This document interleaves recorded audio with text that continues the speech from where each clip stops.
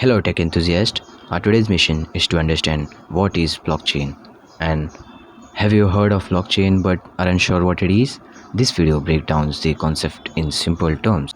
Now imagine a digital record everyone can see and agree on. That's essentially what a blockchain is. Instead of a single company or bank controlling these records, it's spread across a vast network of computers. This network keeps adding new pages called blocks to the book, permanently recording informations. So what makes it special? Decentralized. It's decentralized. What does it mean? There's no single boss. Everyone on this network has a copy of this record book, making it super secure and resist to tampering. Immutable. Once something is written in a block, it cannot be changed. New information gets added as new block, creating a chain, hence the name blockchain. Transparent. Anyone can see the information on the blockchain for foresting trust and security. So, how is it useful?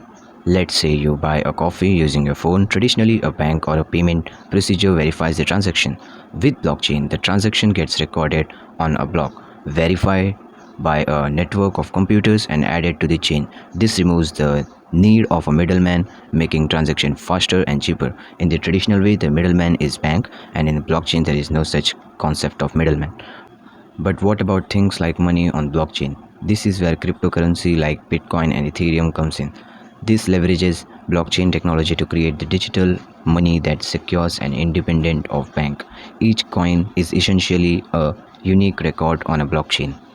Before we see the visualization of the blockchain, we first need to understand what the hashes are.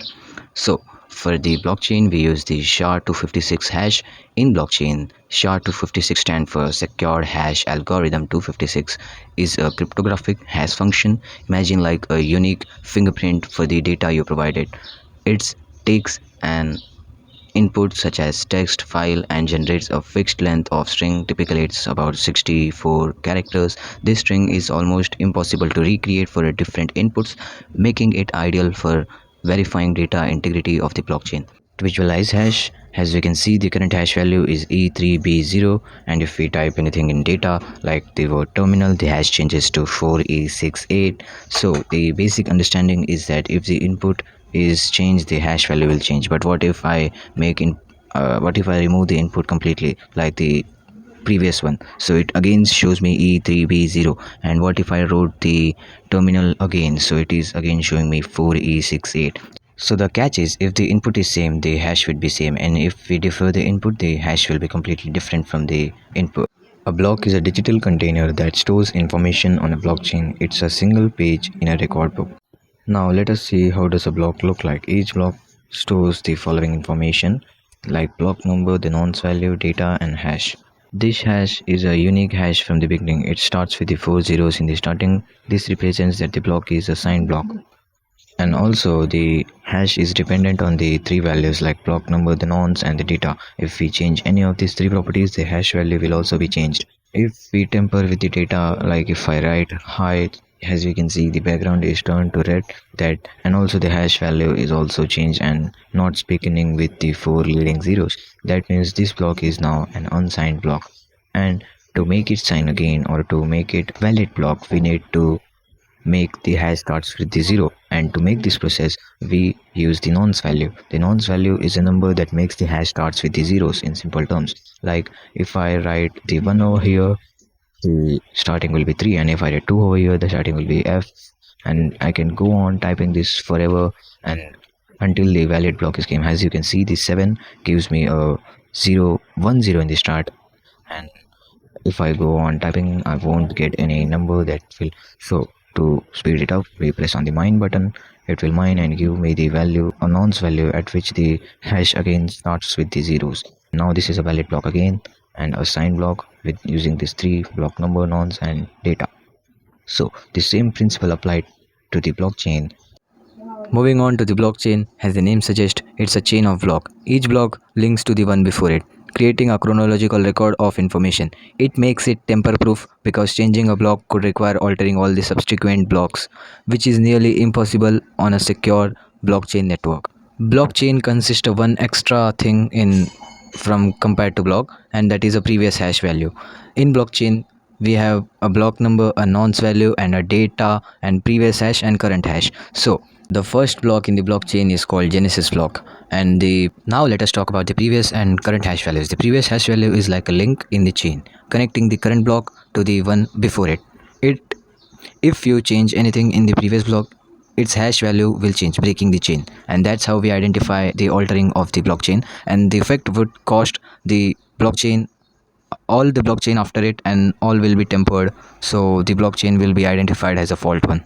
Now let us understand what does a distributed system means. This is a key feature of a blockchain. Unlike traditional system where data is stored in a single server, blockchain distribute data across a network of computers. This decentralization strengthens security and prevents a single entity from controlling the information. So, proceeding on, let us understand what does peers mean. The main or the backbone of the blockchain is peered communication or peered network. So a peer refers to an computer or node that participates in the network. Peers communicates with each other to share and verify the transaction, ensuring the integrity and security of the blockchain. This works together in decentralized manner without the need of central authorities to maintain the network consistency and reliability. If one peer tries to make an unauthorized change of a blockchain, such as altering a transaction, the other peers in the network will detect during the verification process. Once detected, the network will reject the tempered block, ensure that only valid transactions are accepted and added to the blockchain. To sum up everything, the distributed nature of blockchain ensures that any change made by one peer are quickly detected and rejected by rest of the network. So for example, if I go to the third block and write OK over here, so as we can see, the peer A is now tempered and the peer B and C are not tempered. So this peer B and C will detect that A has been tempered and it will reject the change, and so on. We can protect the blockchain from tempering the transactions or tempering the issues. Now let us see what does a token means. A digital unit of value that exists on a blockchain platform. Token can represent various things: currencies, access rights, even physical assets. Unlike cryptocurrencies, token often rely on existing blockchain like Ethereum to function. We will see the cryptocurrency in Coinbase in the later section of the video. So let us visualize the tokens. As we can see, the same structure as we had in the distributed system. The peer communicate, there are multiple peers in which the transactions are happen. The only difference is the data is now in the form of transactions, and there are multiple like accounts and numbers and the transaction histories to transferring the money amount, and there are so much fuzzy logic in between them that does the Gary has the valid amount to send. The same principle is applied to the tokens. If we change anything in tokens in one of the peer, it will affect the whole blockchain system, and we can identify the altering peers, and then we can reject the unwanted peer, and we can reject the transaction from verifying it from other peers as well. Moving on to the Coinbase, in the context of cryptocurrency like Bitcoin, the Coinbase is the first block in a new block added to a blockchain, also called as a mined block. It typically includes a reward for a miner who successfully added the block and may also contain additional informations like transaction fees.